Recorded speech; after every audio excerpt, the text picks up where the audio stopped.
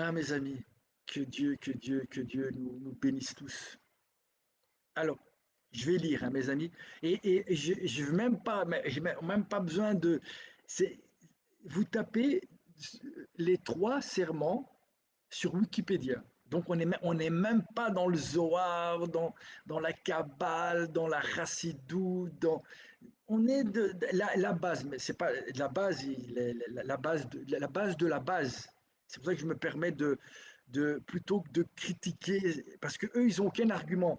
C'est là aussi, c'est un autre conseil que je vous donne, c'est avant, quand les gens y parlent, vous devez toujours leur demander où tu as vu ça, de quoi tu parles de où tu parles. Alors si c'est lui qui parle, ça m'intéresse pas. Tu peux avoir une barbe comme ça, tu peux être rabbin, tu peux faire tout ce que tu veux. Et il y a l'Agmara. Ce qui vient après l'Agmara, elle ne peut pas contredire l'Agmara. C'est pas moi qui le dis, c'est Moshe Rabboni, Moshe Rabbeinu. Et puis ça a été transmis. Et ça, on ne peut pas toucher. On ne touche pas ça. Tu comprends? Il peut y avoir des marloquettes, mais ça, tu ne peux pas dire que ça n'existe pas ou que c'est fou. Ou sinon, au lieu de critiquer les gens, critique le contenu. Et on va parler du contenu, mes amis. On va parler du contenu. Et c'est aussi bien qu'on attend 25 minutes avant de commencer à. Parce que tous les gens qui ne sont pas capables d'attendre 25 minutes pour avoir l'essentiel, finalement, l'essentiel, c'est c'est parce qu'ils n'attendent pas vraiment. Et c'est ça aussi l'attente du Mashiach.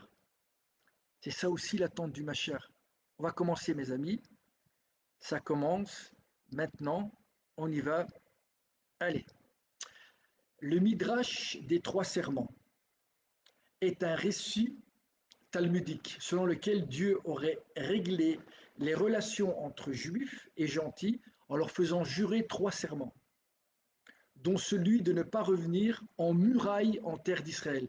Revenir en muraille en terre d'Israël, c'est venir en masse, comme maintenant avec les alias, là, il y a la moitié des juifs qui se trouvent en Israël. Clairement, on est revenu, on a violé un des serments. Alors, il est, donc c'est ce midrash des trois serments, il est le principal, il est principalement connu pour être au cœur d'un débat théologique entre diverses factions du monde juif orthodoxe. Donc c'est normal, c'est le débat entre des diverses factions. Les uns y voyant une condamnation sévère du projet sioniste et les autres y trouvant sa justification. Donc on a deux, mais le Midrash existe et les deux interprétations existent. Donc, à partir du moment où la vision des autres, qui justifie le sionisme, devient un dogme dans lequel la condamnation sévère du projet sioniste, c'est-à-dire l'autre interprétation, elle est même traitée d'antisioniste, d'antisémite, ça veut dire qu'il y a un problème, c'est que ça veut dire clairement que euh, cette deuxième vision a besoin d'éliminer l'autre, paradoxalement, pour exister. Et quand on a besoin d'éliminer l'autre pour exister, ça veut dire qu'on ne détient pas une vérité. Voilà, sinon, on partage sa vérité, ou on partage sa vérité, ou à la limite, on prend sa vérité et on essaye de démonter la vérité de l'autre. Ou on prend la vérité de l'autre et on essaye de voir où ça cloche, où ça cloche pas, où ça va pas. Alors, on continue. Selon la dernière Mishnah, article de loi du traité Ktubot, pour ceux qui veulent les voir, un époux peut forcer son épouse et inversement à partir pour aller vivre en Israël. Ça, c'est quand le temple est construit. Donc, si à l'époque vous étiez en galoute, c'est-à-dire en dehors de la terre d'Israël, et un des deux voulait revenir en terre d'Israël, eh ben, euh, euh, un des époux peut forcer l'autre à faire son alia, c'est-à-dire à venir en Israël. La Guémara babylonienne élaborant sur cette clause, cite un certain nombre d'arguments en faveur de l'opinion exprimée dans la Mishnah, Rav Zeira, qui depuis qui souhaite monter en terre d'Israël. Donc Rav Zera, il veut monter en terre d'Israël.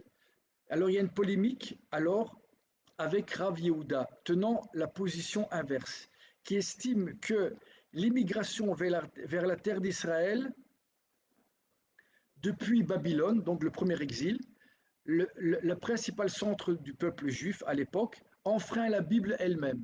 Donc, pourquoi il dit ça? Donc, Rav Yehuda, il dit à Rav Zera, tu ne peux pas monter, parce qu'à l'époque, ils étaient en Babylone tous les deux. Et Rav Zera veut monter. Il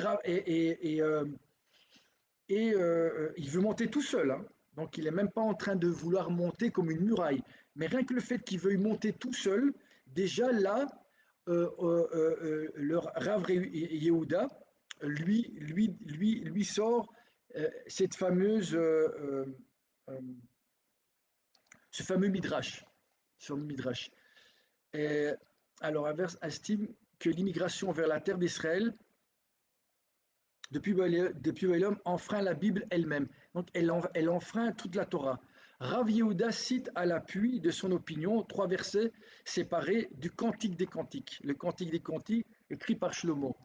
Donc, ceux qui vont aller voir, c'est 2, 7, 3, 5, 8, 4, qui contiennent deux adjurations similaires. Deux adjurations similaires. Une autre se retrouve aussi dans le verset 5-8 que le Rav Yehuda ne cite pas. Alors, je vais citer ces versets du Cantique des Cantiques. Je vous en conjure, ô filles d'Israël, par les biches et les gazelles des champs, n'éveillez pas, ne provoquez pas l'amour avant qu'il le veuille. Et puis il répète, je vous en conjure, ô filles de Jérusalem, par les biches et les gazelles des champs, n'éveillez pas, ne provoquez pas l'amour avant qu'il le veuille. Je vous en conjure, filles de Jérusalem, n'éveillez pas, ne provoquez pas l'amour avant qu'il le veuille. La Guémara cite alors l'enseignement de Rabbi Yossi ben Hanina. Quel est le but de ces 3 adjurations? 1. Qu'Israël ne montera pas en muraille. Donc, la première fois qu'il dit « je vous en conjure », cette première fois, ça veut dire 1. Qu'Israël ne monte pas comme une muraille, c'est-à-dire en masse, comme il y a eu avec 2. Le Saint béni soit-il a fait jurer à Israël de ne pas se rebeller contre les nations, donc de ne pas rentrer en guerre contre les nations, entre autres. Mais même pas de rentrer en guerre, là c'est de se rebeller contre les nations. Et 3 serments, le troisième, le Saint béni soit-il a fait jurer aux nations de ne pas opprimer Israël trop durement. Donc il y a 3 serments. Donc Dieu, c'est Dieu qui fait prêter serment à 3 éléments, à 3 serments. 2 à Israël. 1, tu ne montes pas comme une muraille. 2, tu ne rentres pas en conflit avec les nations. Ça, c'est le serment entre Dieu et Israël. Et un serment qu'il fait faire aux nations, qui lui dit, tu n'opprimeras pas trop sévèrement trop durement Israël. La Gemara conclut par un avertissement de Rabbi Eliezer. Donc c'est la Gemara. Donc là, ça c'est pas de ça les rabbins sur Internet qui ont critiqué la position des Neturei Karta n'en parlent pas du tout. Vous avez remarqué, ils n'ont pas parlé du tout de ça. Pas du tout. La Gemara se conclut par un avertissement de Rabbi Eliezer. Imaginez. Le Saint béni soit-il a dit à Israël, si vous tenez ce serment, tant mieux. Sinon, je laisserai vos chairs à la merci de tous, comme les gazelles et les biches des champs. Vous vous rendez compte ce que ça veut dire, hein? Il dit que, c'est-à-dire que ça, c'est une opinion de la Gemara. C'est une opinion de la Gemara. C'est-à-dire que si et elle est défendue par beaucoup de juifs orthodoxes religieux qui ne se basent pas sur des, des, des, des, des nouvelles théories ou des nouvelles interprétations. Là, on ne parle pas de nouvelles interprétations, on parle de la Gemara qui dit que si jamais on enfreint ces trois serments, par exemple là actuellement, Israël, si ces serments sont vrais, elle est clairement en train de mettre en péril le peuple d'Israël. Voilà, c'est la Gemara se conclut par un avertissement de Rabbi Eliezer. Le Saint béni soit-il, a dit à Israël, si vous tenez ce serment, tant mieux pour vous. Sinon, je laisserai vos chairs à la merci de tous, comme des gazelles et des biches des champs. Cette exégèse des versets des cantiques découle largement de l'interprétation traditionnelle de ce livre, considéré dans son entièreté comme une allégorie à la relation entre Dieu et le peuple juif. Les midrashim analogues se trouvent d'ailleurs dans le Cantique Rabbah, volume du Midrash Rabbah, recueillant les exégèses sur le Cantique des Cantiques. Donc, voilà. C'est-à-dire, ce livre-là, c'est pas, c'est l'Agmara et le Midrash Rabbah. Il n'y a personne qui est juif, qui peut se dire juif, qui oserait même croire, dire que c'est de la folie ou que c'est pas juste ou que c'est une faute. C'est un avis sur lequel on peut se poser tranquillement. Maintenant, je terminerai. Rav Yossi Bar Hanina dit, il y a deux serments ici, l'un pour Israël et l'autre pour les nations. Israël a juré de ne pas se rebeller contre les nations et les nations ont juré qu'il ne serait pas un fardeau pour Israël, afin de ne pas faire venir la rédemption prématurément. Voilà, tout ça, c'est pour empêcher la rédemption de manière prématurée, parce que ce truc prématuré pourrait provoquer un massacre. Un massacre. Lorsque Resh Lakish voyait des Juifs de la diaspora dans un marché en terre d'Israël, il leur disait dispersez-vous. Imaginez, hein, dans un marché, quand il voyait des Juifs, une dizaine de Juifs ensemble, il disait dispersez-vous. Lorsque vous êtes monté, ce n'est pas comme une muraille. Or, là, vous venez de le faire. Donc, pour lui, 10 ou 20 juifs dans un marché qui étaient ensemble, c'était déjà une muraille. Donc, imaginez, ce serment-là, on l'a aussi transgressé d'après Resh Lakish. Rabbi Elbo dit, et ne pas monter comme un mur de l'exil. Pourquoi le roi Messie viendrait-il? Pour recueillir les exilés d'Israël. Alors voilà. Donc, ça, c'est une lecture, une lecture toute simple du Midrash Rabbah. Maintenant, je vais vous expliquer ça de manière très, très, très simple. Très simple. Alors, imaginez un couple, d'accord? Imaginez un couple. Et même un couple, c'est difficile parce que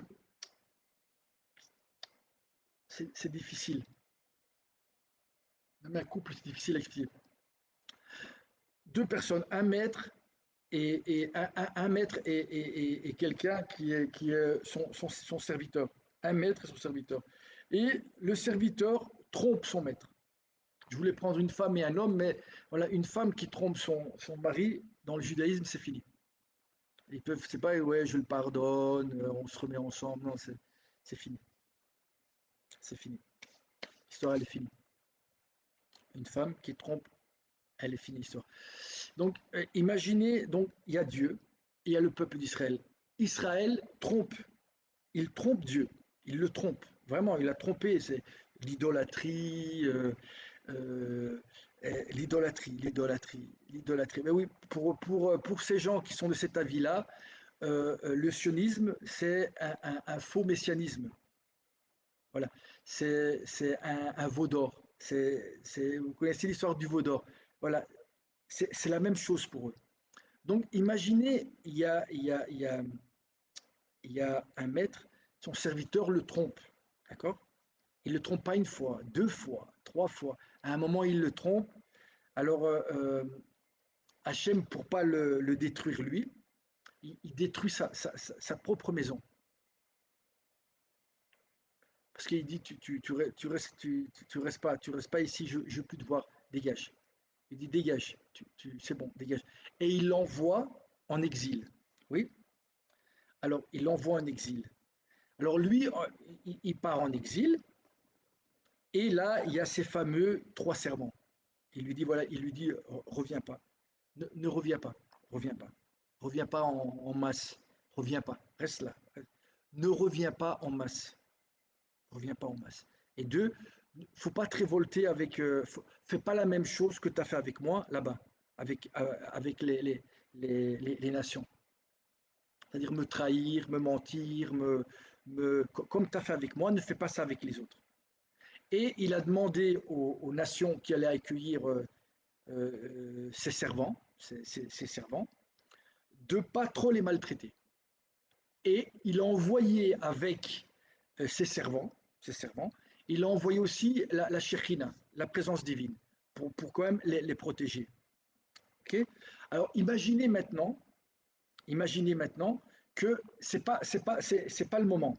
Donc, donc le maître, le roi, il dit aux servants, vous allez en exil, je ne veux plus vous voir. Il tourne sa face, je ne veux plus vous voir.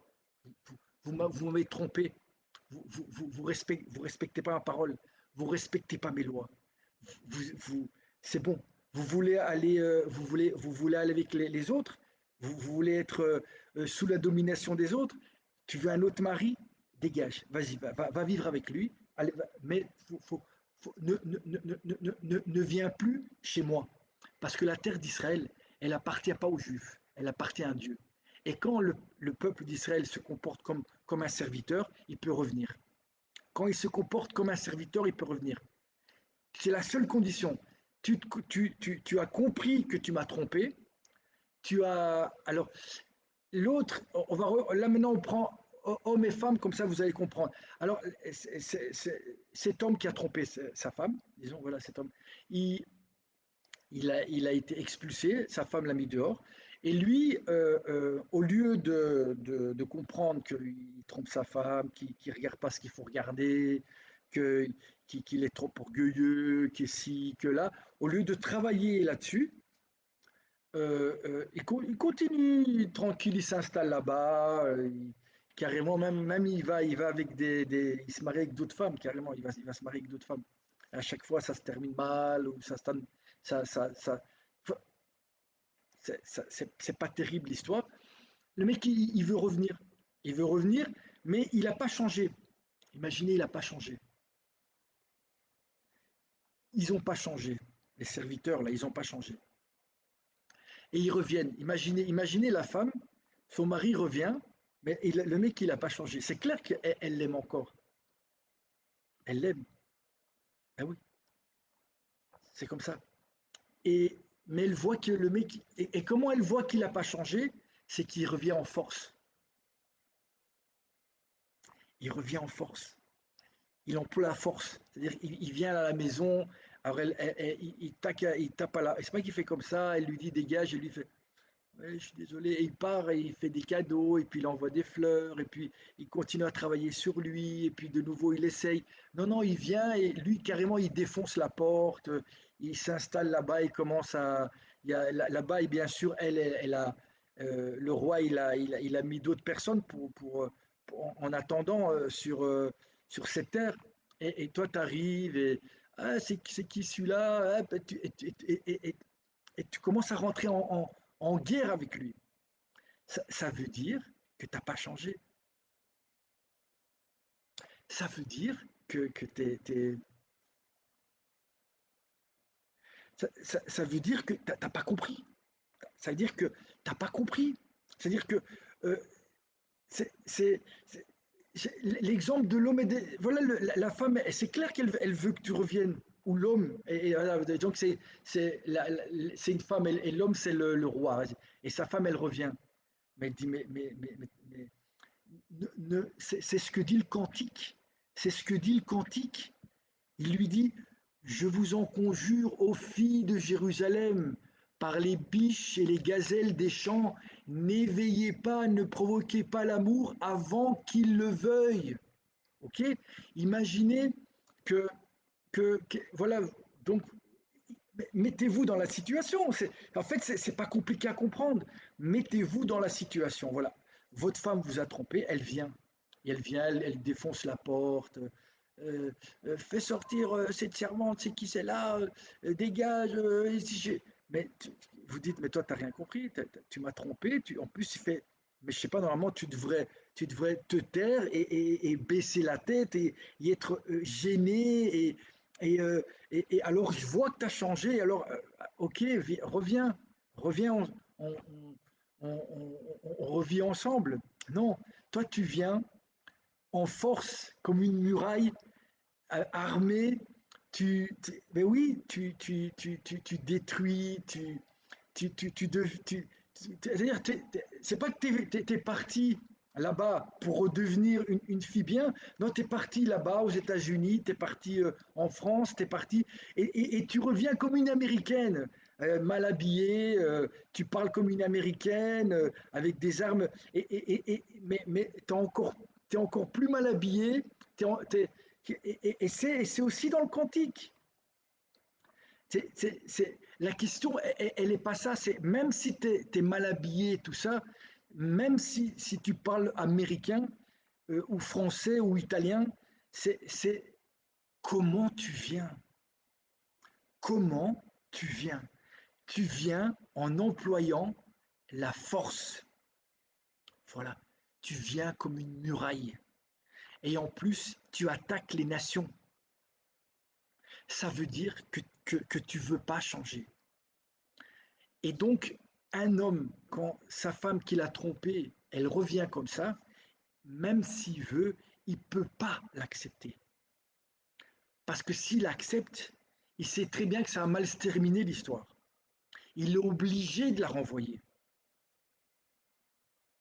Et c'est ça les serments. C'est ça les serments. En fait, c'est tellement...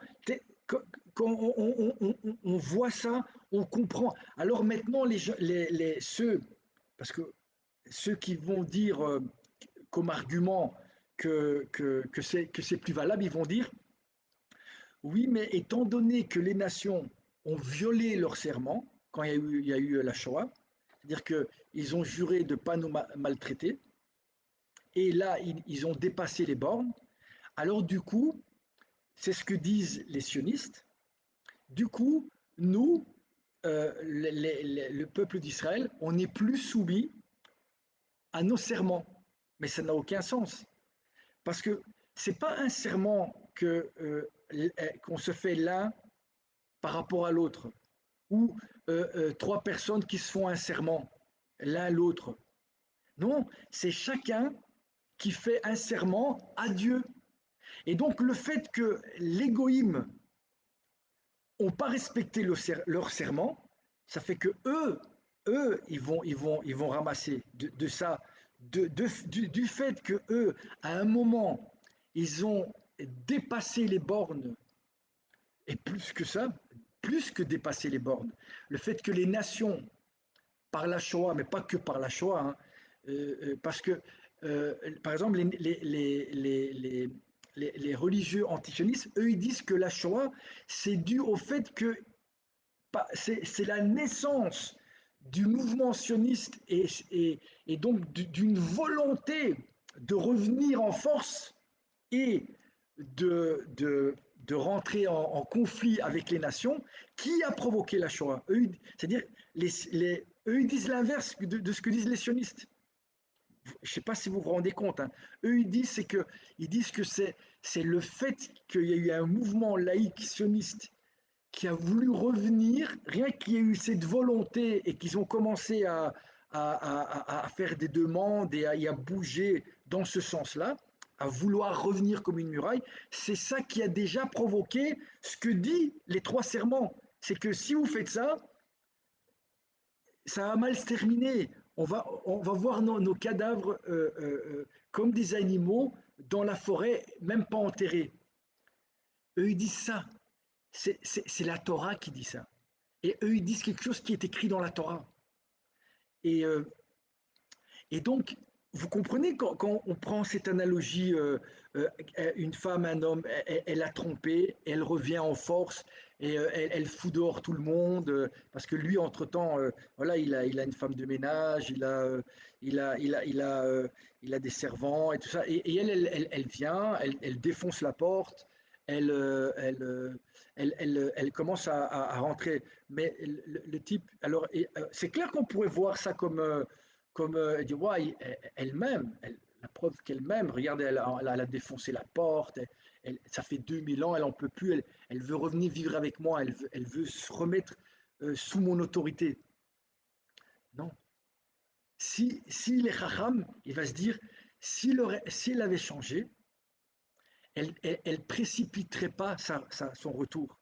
Elle n'utiliserait pas la violence pour revenir. Et elle ne se mettrait pas à dos toutes les nations, tous les gens qui sont déjà là. Elle viendrait de manière humble, elle rentrerait dans la maison, elle ferait connaissance avec les gens qui sont là et elle leur demanderait la permission. Et si jamais les gens diraient non, eh ben, elle attendrait.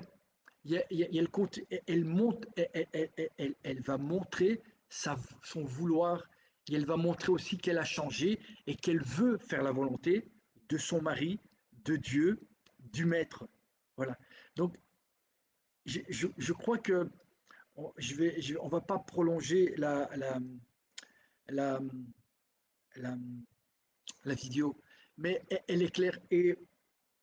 Et donc, euh, autant les sionistes peuvent prendre d'autres arguments. J'ai aussi regardé Simcha Banim, leur livre, le mec qui ne parle pas du sionisme. Il dit que il dit pas que il est pas en train de légitimer le sionisme comme certains élèves d'un rave dont je ne prononcerai pas le nom, mais ils font peur. Ils font peur parce qu'ils commencent à prendre des guématriotes, des trucs du Zohar pour justifier euh, euh, euh, euh, parce que clairement, là, on est à-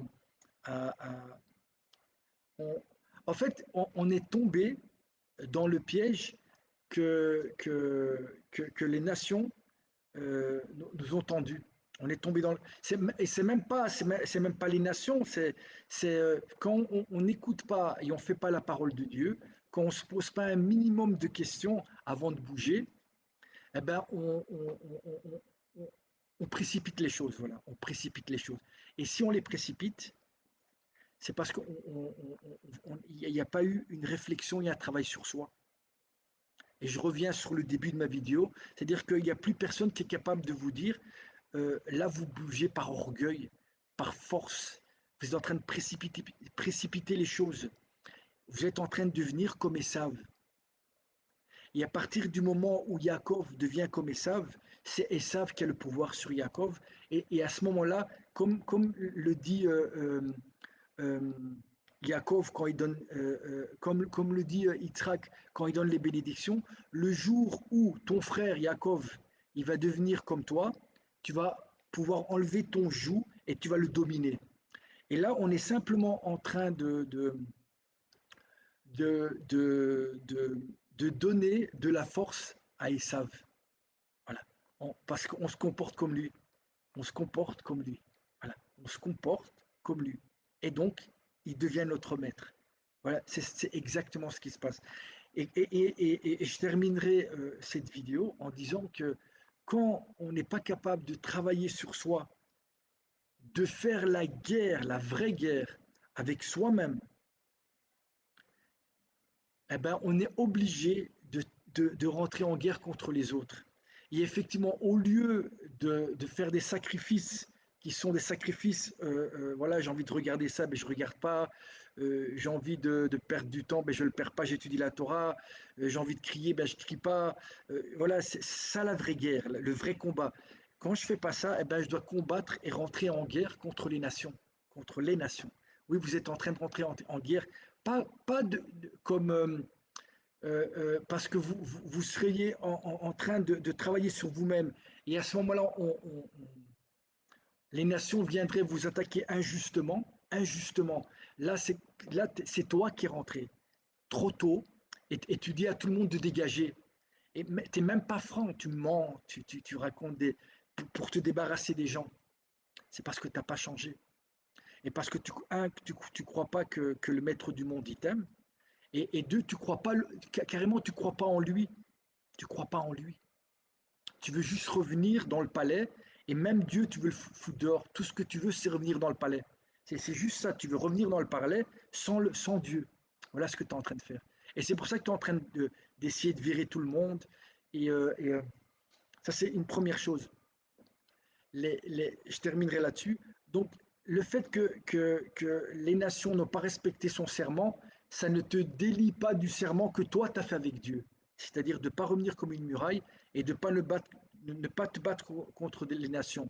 Et étant donné que le sionisme t'a fait faire ça, et en plus, il te dit de continuer à faire ça. En fait, ils sont juste en train de te faire rentrer dans un système barcorbien. C'est tout. Voilà. Barcorbien. C'est-à-dire que ça va se terminer en bain de sang.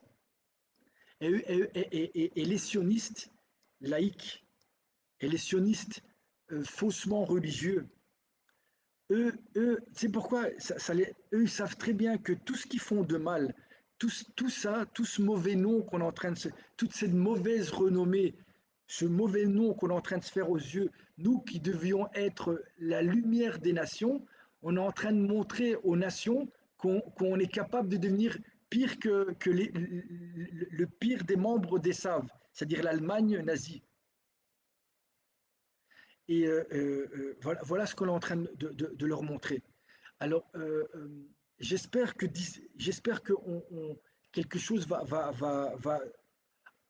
arrêter cette guerre extérieure pour qu'on commence à faire une vraie guerre interne et qu'on revienne tous vers Dieu. Parce que si on continue à ne pas revenir vers Dieu et à continuer à monter comme une muraille, à essayer de tout défoncer les murs et à rentrer en conflit avec les nations, ça va mal se terminer. Et c'est un des avis de la Torah. Voilà, et c'est entre autres l'avis des Neturei Karta qui se base sur la Torah. Et donc, si vos rabbins disent le contraire, mais qui reprennent les Shalot Shavuot, qui les expliquent comme moi et qui donnent des contre-arguments. Alors, le deuxième contre-argument qu'on donne, et je mettrai, pour terminer, je ferai un montage vidéo et je mettrai ce que dit un rave francophone des Neturei Karta, qui, qui explique les, les, les, pourquoi les trois serments sont valables et encore aujourd'hui. Parce qu'il y a aussi un avis qui dit que ces serments c'était valable juste pendant 1000 ans, mais qu'aujourd'hui c'est fini. Non, c'est pas vrai. Et le Rav l'explique très bien. L'explique très bien. C'est que et si vous voulez dire le contraire, les raves qui sont raves, parce que moi je suis pas nommé rave, je suis un étudiant, j'étudie la Torah, je suis un étudiant et je vous explique ce que je viens de lire. Donc c'est pas moi qui parle, c'est une manière, une interprétation et pas des moindres, c'est l'interprétation de l'Agmara qui dit que si on fait ça, ça va mal se terminer. Et donc, et si moi, je dis ça et on partage pas, on peut même dire que je suis antisémite ou même que je suis plus juif ou tout ce que vous voulez, ça veut dire que c'est vous qui avez un problème. Parce que moi, j'attends qu'une chose, c'est que vous, les rabbinim, les soi-disant, le machar est là, le truc est, il y a rien, d'après moi, il n'y a rien du tout. Il n'y a rien du tout. Il y a rien du tout. Vous êtes juste en train de massacrer des femmes et des enfants aussi qui sont innocents à Gaza. Et malheureusement, vous êtes en train de tuer des juifs. Vous êtes en train de tuer des juifs dans votre guerre. Et je terminerai là-dessus.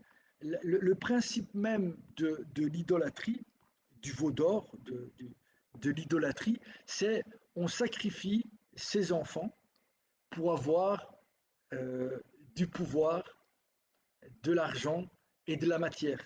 Voilà, c'est ça. C'est ça. Ou après, de ça, on peut dire non, le Zohar dit, la Gemara dit que Gaza, non, Gaza, euh, euh, qui veut dire la force, hein, et c'est juste ces gens-là, si vous employez la force avec eux, vous allez perdre, parce que eux, c'est la force. Eux, ils représentent que ça, la force. Et je dis pas qu'ils sont plus vrais ou plus gentils ou plus. Non, je dis juste que Gaza, c'est la force. Raza, c'est la force. Et donc, si vous employez la force et il n'y a pas il y a pas Dieu derrière vous, c'est-à-dire un mouvement de teshuva, c'est-à-dire vous allez chercher Dieu. S'il n'y a pas Dieu, il n'y a que Dieu qui va les faire partir de là. Il y a que s'ils voient Dieu dans votre mouvement. Mais s'ils voient l'Amérique, l'Occident, parce que c'est avec ça que vous êtes en train de faire alliance, hein, paradoxalement, avec ceux qui sont, entre guillemets, qui représentent l'inverse de la croyance en Dieu. L'inverse de la croyance en Dieu. Voilà. Bien à vous, mes amis, que Dieu nous bénisse. Et j'espère que j'ai été clair. Moi, j'ai pas besoin de nommer les gens, de dire qu'ils sont stupides, que c'est des cancers, que c'est des. Quand je reviens avec cette notion d'ardoute, d'union, il faut être unis, il faut mais aimer, si déjà au sein même du peuple juif, vous êtes en train de trouver un bouc émissaire au sein même du peuple, et entre autres les plus religieux, c'est-à-dire les Turekarta, et vous dites que c'est des traîtres, des cancers, que c'est donc, elle est où votre ardoute? Vous êtes en train de montrer de la haine gratuite, parce qu'il y a des rabbins qui ont dit que j'étais pas juif, donc Motsi Shemra. C'est-à-dire que au-delà des arguments, parce que là j'ai quand même essayé de mettre en avant des arguments, au-delà des arguments, regardez comment vous bougez.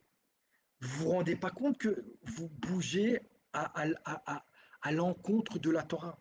Vous faites l'inverse de tout ce que vous avez dit. C'est comme quand il y a eu Hanouka, ouais, la petite poignée contre l'armée. Mais non, mais la petite poignée, c'était Gaza. Et vous étiez. Tout est à l'envers. Même ça, vous ne voyez pas. Même ça, vous ne voyez pas. Et, et, et, et, et, euh, et je terminerai là-dessus. La notion de Dieu, c'est quoi? C'est qu'à un moment, moi je ne suis pas du tout pro-palestinien, pas du tout. Cela, c'est un peuple et c'est pas Amalek, désolé. Ou sinon, il faut le démontrer et il faut prendre la Torah pour le démontrer. Il faut prendre la Torah pour le démontrer.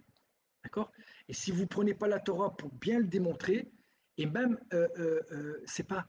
Ça veut dire quoi que l'Iran, la Turquie, tous ces gens, tout l'islam, c'est devenu Amalek. Pam, vous avez est-ce que vous vous rendez compte à aucun moment vous vous dites, mais est-ce qu'on est en train de bouger comme des juifs? Est-ce qu'on est en train de bouger comme des juifs? Quand il nous arrive quelque chose, qu'est-ce qu'on fait? Qu'est-ce que fait un juif quand il lui arrive quelque chose? Pas lui, hein. Quand le Ham Israël, il arrive quelque chose au Ham Israël, qu'est-ce qu'il fait? La première chose que fait un juif. Vous savez où il cherche le problème? Il le cherche chez qui? Où? Il le cherche chez lui. Déjà, dès le départ, vous voyez que vous êtes dans l'erreur. Vous n'avez pas cherché le problème chez vous. Vous avez tout de suite projeté, ça s'appelle, en psychologie, ça s'appelle identification projective. Vous avez projeté le mal que vous aurez dû travailler en vous, oui, le mal que vous avez, le mal que, au lieu de le travailler, qu'est-ce que vous faites? Et c'est pour ça qu'on dit, le fait que vous aimez les gens que vous aimez, vous ne devez pas aimer, fait que vous allez commencer à détester les gens qui sont aimables. Et c'est ce qui se passe maintenant. Et qu'à la fin des temps, il va y avoir une génération à face de chien. C'est pas moi qui le dis non plus. Alors, je, je, je, je suis dans cette génération. La question, elle est, tous ces raves qui parlent, mettez les chaloches votes sur la table, expliquez-les une par une Prenez 2 heures de temps et vous expliquez tous les 3 serments, pourquoi, comment, parce que les religieux qui sont antisionistes, ils se basent sur la Gemara pour l'être. Tandis que vous, le seul argument que vous avez, c'est diaboliser l'autre, et pas simplement les Gazaouis. Même le juif qui vous parle d'une Torah qui pourrait rentrer en marloquette avec vous, vous le traitez de non-juif, et vous le jetez dehors, et vous essayez de l'éliminer. Et vous essayez de l'éliminer.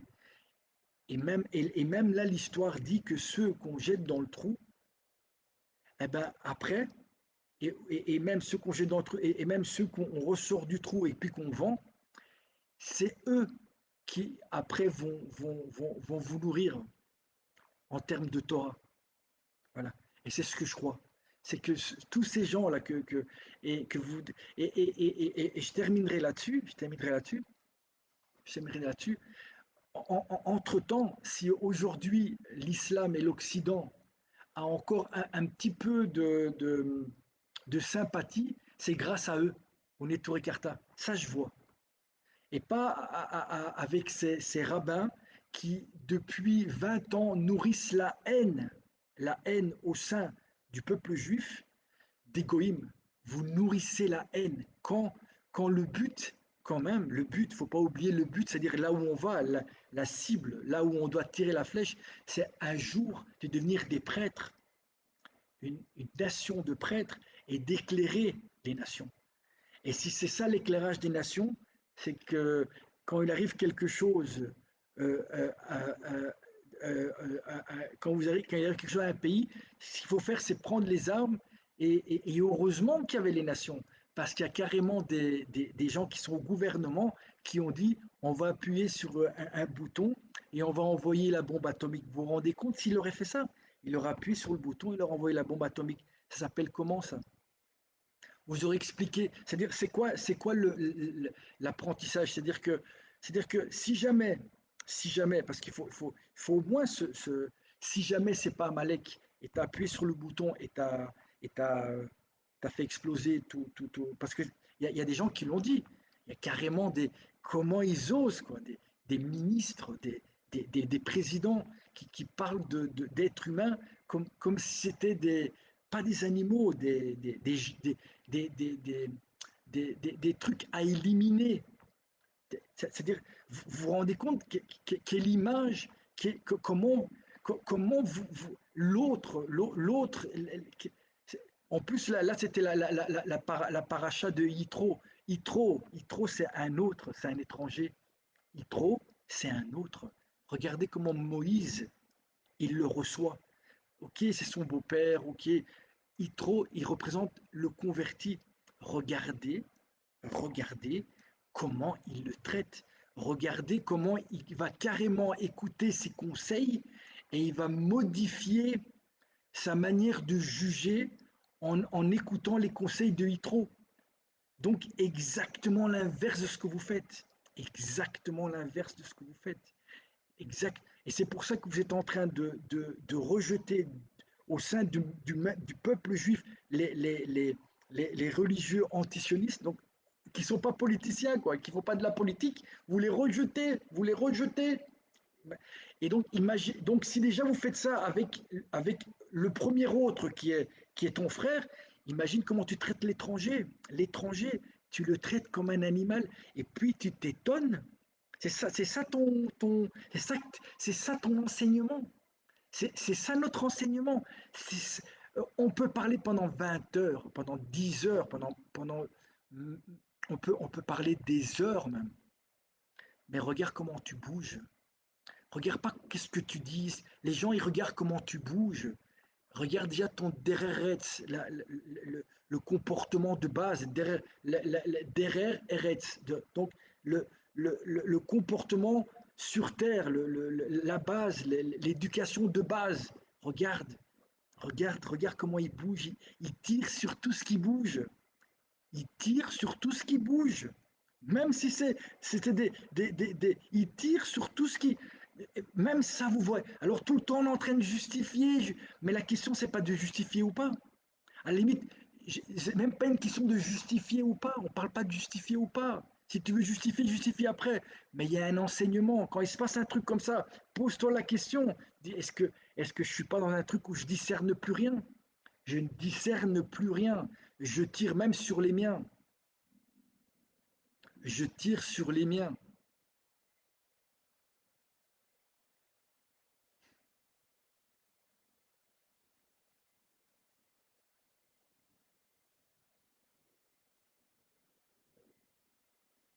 Eh oui, mes amis. Il faut une main qui pousse et une main qui rapproche, mes amis. Et la main qui pousse, elle ne doit pas être plus forte que la main qui rapproche. Mais s'il y en a une des deux qui disparaît, on est dans le mensonge total. Si on a une des deux qui disparaît, on est dans le mensonge total. Il faut une main qui te montre. Tu dis, attends, stop, attends, travaille sur toi. Et une autre main qui dit, c'est bien, allez, continue, avance, reste, ne lâche pas. Les deux. Et si on a une des deux qui commence à dire que l'autre, elle est mauvaise, ou que l'autre, c'est un cancer, eh ben, ça veut dire que c'est cette main-là le problème. Et c'est cette main-là la main d'Amalek, et pas l'autre. Parce que les autres, ils n'emploient pas la force ni la violence. Ils disent qu'ils détiennent une vérité et ils la défendent, c'est tout. Et pour l'instant, ils ont jamais vu les Touré Carta euh, se comporter comme certains sionistes sont comportés avec eux et comment ils se comportent encore aujourd'hui à Mea Sharim quand ils viennent avec, avec leur Krav Maga et leur flingue. Voilà. Et ça c'est au-delà au-delà, c'est voilà, derrière, c'est le savoir-vivre de base. Et quand il n'y a pas ça, quand il n'y a pas ça, toute la Torah qui va se mettre au-dessus de ça, c'est frelaté. C'est frelaté. Et donc, tous ces rabbinim qui ont fait des vidéos sur les Neturei Karta, et moi j'ai essayé de vous expliquer de manière, enfin à mon niveau, sur quoi ils se basent pour être anti-sionistes, même pas anti-sionistes, pour eux c'est c'est c'est un faux messie, voilà, c'est un faux messie. C'est un faux messie, c'est un faux messianisme, voilà. Et ils ont le droit et ils se basent sur la Torah pour le dire. Maintenant, si vous voulez avoir d'autres arguments, vous prenez d'abord leurs arguments, vous les expliquez, et puis vous allez prendre vos arguments à vous pour pouvoir démonter. Et si vous ne faites pas ça et vous dites que c'est des fous, et vous essayez de les éliminer, les jeter dans le trou, ça veut dire que c'est vous le problème. Voilà. C'est vous le problème. Et ça, il faut même pas comprendre ni un avis ni l'autre. Il faut juste voir comment vous bougez. Que Dieu nous bénisse et nous éclaire tous et qu'on on puisse assister à une Géoula où les armes, ce sera la parole du Messie, la vérité qui va sortir de sa bouche et qui va rapprocher les Juifs de Dieu et de la Torah, mais pas simplement les Juifs, le monde entier et même les nations. Priez, priez, priez, mes amis, priez, faites des télim, priez, priez pour que Hachem nous montre à tous sa volonté et son chemin et son derer, qui est d'abord un derer Eretz, qui est avant la Torah.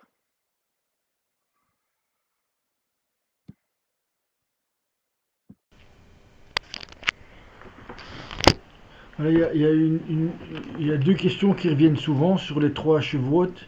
Donc les trois chevotes, la chevoie qui est faite aux nations, la chevoie et les deux chevotes qui sont faits en Israël. Alors ils disent qu'à partir du moment où une des chevoies a été violée, et entre autres ils prennent l'Holocauste, qui dit à partir du moment où il y a eu l'Holocauste, comme les goïms n'ont pas respecté leur serment, du coup, il y aurait un lien entre les trois, et le fait qu'un des trois parties viole le serment ferait que le serment serait caduque, les trois, et que donc ça nous donnerait le droit de revenir. Ça, c'est la première argument qu'ils donnent. Et le deuxième argument, ils disent que la chevoie, elle serait limitée dans le temps, et qu'elle serait juste de 1000 ans, et que donc aujourd'hui, elle n'est plus de vigueur. Et donc ça, c'est les deux arguments pour mettre de côté les trois Shavuot? Est-ce que vous pouvez répondre à ça?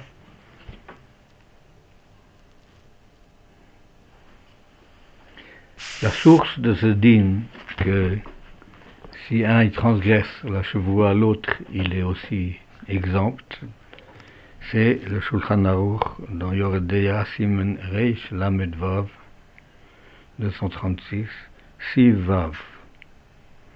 En l'occurrence, Rabbi Akiva Eger là-bas met en doute si ce din est dit aussi entre un juif et un goy. Peut-être que si c'est un juif et un goy, qu'à ce moment-là, le fait que le goy n'a pas tenu son serment, le juif reste engagé. Mais sans aller si loin, voyons le texte du Shulchan Aruch. Le texte du Shulchan Aruch dit: deux personnes se sont jurées de faire une certaine chose, et un des deux a transgressé son serment, le deuxième est exempt de sa chevoie. Et donc, par exemple, toujours le Shulchan Aruch, un homme et une femme se sont promis de se marier jusqu'à une certaine date. Celui qui n'a pas tenu sa parole et a laissé passer la date promise reste attaché à sa promesse, tandis que l'autre en est libéré.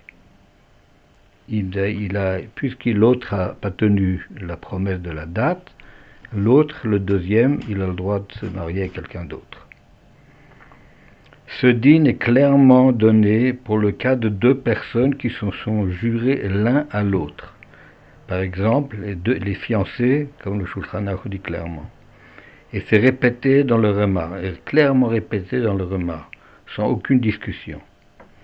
Le Rema ajoute même, en l'occurrence, ça touche aussi à notre question, que si c'était trois personnes qui s'étaient jurées entre eux quelque chose, et qu'un des trois n'a pas tenu sa promesse, les deux autres restent engagés l'un à l'autre. Donc, de toute façon, il est évident que dans le cas des Shalosh Shavuot, ça n'a absolument rien à voir. Si une personne a fait jurer deux personnes, chacun une autre chevoie, une personne a fait jurer deux personnes. Une personne, il a fait jurer ceci, ça, cette chevoie, et à l'autre, il a fait jurer tenir une autre chevoie. C'est bien évident que le fait qu'un des deux n'a pas tenu sa chevoie ne libère évidemment pas le deuxième. Les Shavuot, les trois Shavuot, ont été faites à Akadosh Baruch Hu. C'est à Akadosh Baruch Hu qu'on a juré ce qu'on a juré. Il est donc évident que la faute de l'un ne libère pas l'autre. Le contraire reviendrait à dire que si un juif ne garde pas les mitzvot, les autres sont aussi exempts des mitzvot, ce qui est bien sûr une absurdité. Maintenant arrivons au Maharal. Le Maharal n'a jamais dit ça. Celui qui prétend le contraire montre de l'ignorance ou de la malhonnêteté. Au contraire, le Rebbe de Satmar montre justement que c'est faux, cet argument que si un n'a pas tenu son serment, l'autre en est aussi exempt. Le Rebbe de Satmar rapporte le Maharal, en l'occurrence, qui lui-même dit que si les Goyim veulent nous tuer avec des morts et des supplices, Rachmana litzlan, chas v'shalom, nous devons garder les Shavuot, malgré ceci. Donc c'est bien évident que même si les Goyim se conduisent le contraire de ce qu'ils ont juré, ça ne nous libère absolument pas. Et tout simplement parce qu'ils ont juré à Hachem, pas à nous. Et nous, on a juré aussi à Hachem, pas aux Goyim. Ça, c'est la réponse. La deuxième question des 1000 ans, alors ça a quelque chose qui touche ce qu'on appelle le Nistar, la Torah Nistar. C'est des choses qui sont cachées, et donc on ne peut pas, c'est pas à nous de juger d'après ceci. Pour faire une halakha dans des choses comme ça, il faut être un gadol d'Israël, mamash, d'une très très grande envergure, qui connaît toute la Torah clairement et qui comprend tous les Torah Kabbalah, toute la Torah Nistar. Ça, c'est quelque chose qui doit être clair. Et le Rebbe, en l'occurrence, il explique très clairement et très simplement ce que Rabbi Chaim Vital a voulu dire.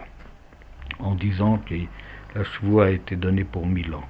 Il explique très clairement que ça ne veut pas dire qu'il n'y a pas la chevoie après. Allez, celui qui veut bien comprendre peut aller voir dans le Voyal Moshe.